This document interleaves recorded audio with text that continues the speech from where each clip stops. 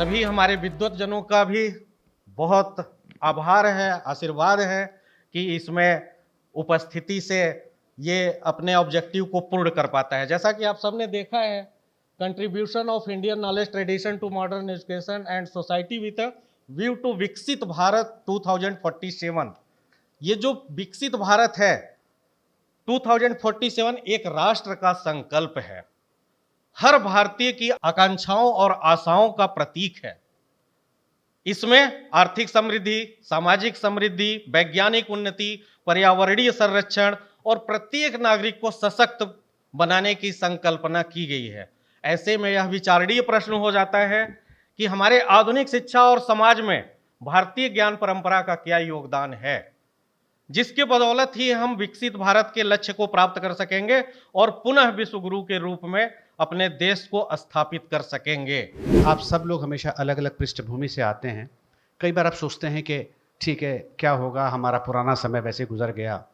मुझे एक छोटी सी कहानी याद आती है कि एक बार एक आदमी कहीं जा रहा था तो उसने देखा कि एक हाथी को पतली सी रस्सी से उस महावत ने बांध रखा था। महावत उसको कहते हैं जो हाथी को पालता है। तो महावत ने पतली सी रस्सी से बांध रखा था। तो उस आदमी ने उसको बोला कि यार, तुमने क्या किया हुआ है, तुमने पतली सी रस्सी से हाथी के एक पैर को बांधा हुआ है। वो तुरंत उसको हल्का सा वो पैर इधर करेगा, वो रस्सी टूट जाएगी, वो किसी को भी नुकसान पहुंचा देगा वो हाथी। उसने कहा नहीं, जब ये हाथी छोटा था तो इसका पैर एक सीकड़ से बंधा हुआ था और सीकड़ से वो अपना पैर निकालने की कोशिश करता था और उसका पैर जब नहीं निकल सकता था तो धीरे धीरे उसके मन में ये बात बैठ गई कि जो चीज़ मेरे पैर से बंधी हुई है वो चीज़ मेरी ताकत से कई गुना ज़्यादा है, वो आज तक बंधी हुई है। हम इंसान हैं, हाथी नहीं।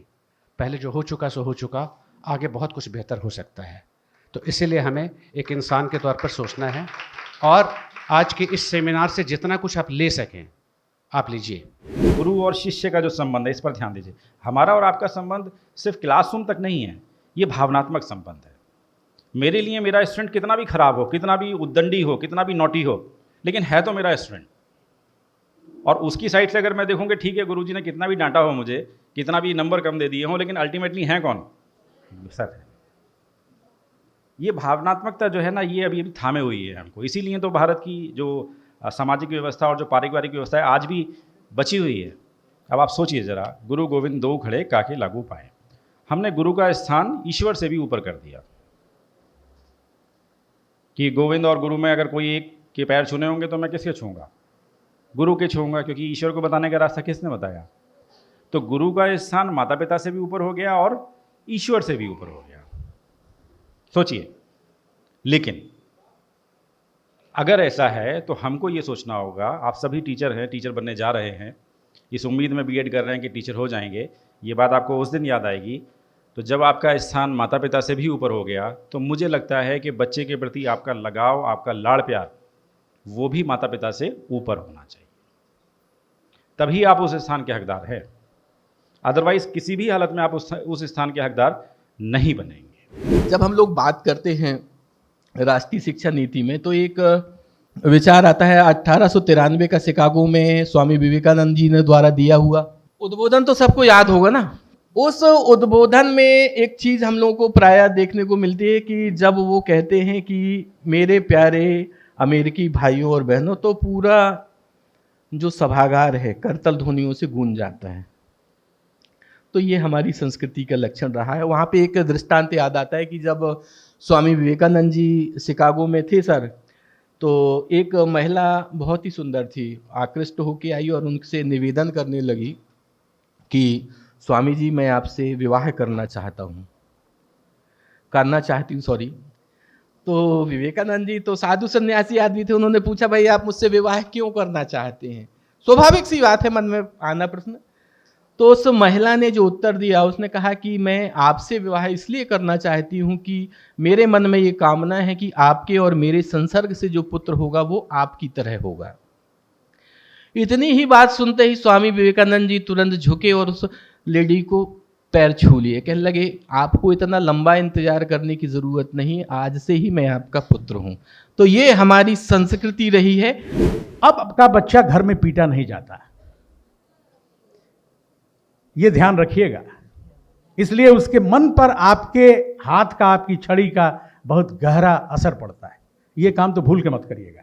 और ये भारत की ज्ञान परंपरा का हिस्सा नहीं है। किसी गुरु, किसी भी उस्ताद के हाथ में, जो अरब से भी आए थे, छड़ी नहीं थी। आप पता नहीं आप में से कितने लोगों ने दंड के इतिहास को पढ़ा और जाना है।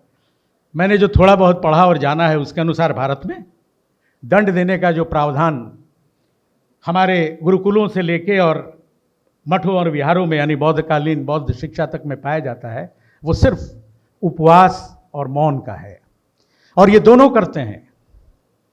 विक्रमशिला में ऐसे दृष्टांत हैं कि बच्चों ने पहली बार जब कुछ गलत द्रव्य का सेवन करने के कारण गुरु ने उनको दंडित किया और उन्होंने मानने से इनकार किया, तो गुरु ने उनके बदले उपवास किया। तो हमारे यहाँ जो गुरु शिष्य परंपरा है, वो जो संगच्छध्वम संबद्धत्वम संभो वनासी का मामला है कि साथ चलने, विचारने का, एक दूसरे को समझने का। हम कहते हैं हम चाणक्य के वंशज हैं। इससे बड़ी झूठ इस दोपहरी में और दूसरी क्या हो सकती है। चाणक्य के गुरु ने कहा था, ले अब तू इस लायक हो गया कि मेरी गद्दी संभाल। मैं चरा जंगल, मैं होता हूं वानप्रस्थी। हम लोगों ने कहा पहले 60, फिर कहा 62, अब कहते हैं 65, फिर कहेंगे 70 साल तक मैं ही पढ़ाऊंगा। अरे तो बाद के लोगों का क्या होगा।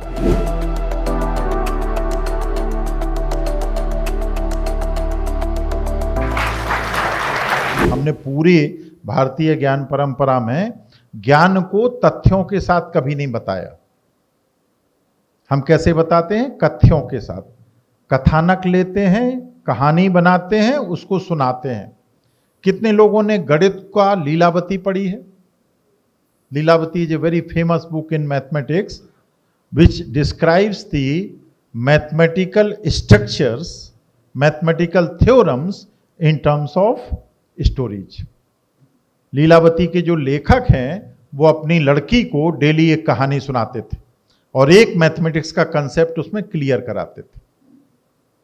इसी तरह से चाहे आप अमर कथाएं लो, चाहे आप जितने भारतीय ग्रंथ लें, उन सब में ज्ञान को कहानी के माध्यम से कहा गया है और कहानी में पूरा ज्ञान बताया है। पहला ज्ञान का जो आधार स्तंभ होता है, the fundamental pillar of knowledge is जिज्ञासा। अगर आपके अंदर जिज्ञासा पैदा नहीं हो रही है तो आप ज्ञान के प्रति आकर्षित नहीं होंगे। भारतीय ज्ञान परंपरा में कहानियों के माध्यम से बच्चे की जिज्ञासा क्रिएट की जाती थी। जब हम बात करते हैं भारतीय ज्ञान परंपरा की, तो ये जो परंपरा है यह साध्य है। इसमें से अगर देखेंगे तो एक साधन है और दूसरा साध्य है। जो भारतीय ज्ञान परंपरा है वह साध्य है। इसी को आत्मसात करने की आवश्यकता है हम भारतीयों को। और जो भारतीय ज्ञान प्रणाली है या इंडियन नॉलेज सिस्टम जिसे कहते हैं, वह साधन है। तो कई बार हम लोग चर्चा करके चले जाते हैं भारतीय ज्ञान परंपरा की, लेकिन भारतीय ज्ञान परंपरा को हम आत्मसात करके समाज में कैसे उसे प्रचारित प्रसारित करें या उस विद्या को कैसे हम समझ सकते हैं, उसकी चर्चा नहीं करते हैं। तो इसलिए प्रणाली को भूल जाते हैं, जबकि बहुत महत्वपूर्ण है प्रणाली को जानना। जन गण मन अधिनायक जय हे भारत भाग्य विधाता। पंजाब सिंध गुजरात मराठा द्राविड़ उत्कल बंगा। विंध्य हिमाचल यमुना गंगा उच्चल जलधि तरंगा। तव शुभ नामे जागे तव शुभ आशीष मांगे। गाहे तव जय गाथा जन गण मंगलदायक जय हे भारत भाग्य विधाता। जय हे जय हे जय हे जय जय जय जय हे।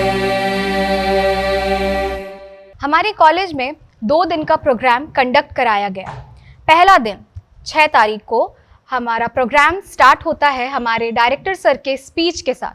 उन्होंने सबसे पहला प्रश्न किया कि सेमिनार ज़रूरी क्यों है, why do we need seminar. तो उन्होंने खुद बताया कि हम व्यक्ति जानते हैं कि हमें क्या करना है, हमें सब मालूम है, लेकिन कहीं ना कहीं हमारा अवचेतन मन, आवर सबकॉन्शियस माइंड, वो सोया हुआ है, वो करना नहीं चाहता है कुछ। तो यह सेमिनार हम लोग को मदद करता है जागने में, हम लोग को क्या करना है और कैसा बनना है उसके तरफ आगे बढ़ने के लिए।